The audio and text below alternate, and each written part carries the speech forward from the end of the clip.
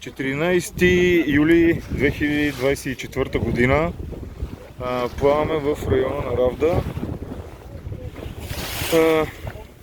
Вятърът е слаб североизточен, около 3-4 метра в секунда.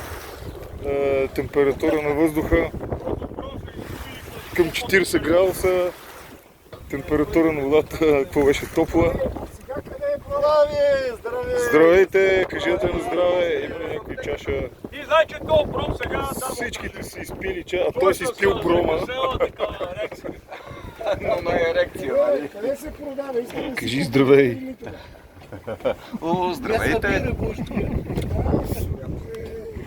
Мили другарчета. Ами его е, вика. То там идва. Славе, 5 години морско училище. Как си? Крил по-среден. Аз още 10 години в Тянски ремонт. Шметен 15 години и бром матко, сега как ми се образила.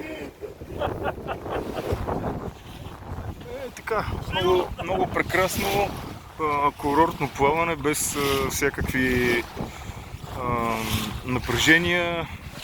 Прогнозата не се сбъдна. Обещаха ни 11 метра в секунда вятър, пък то нищо такова.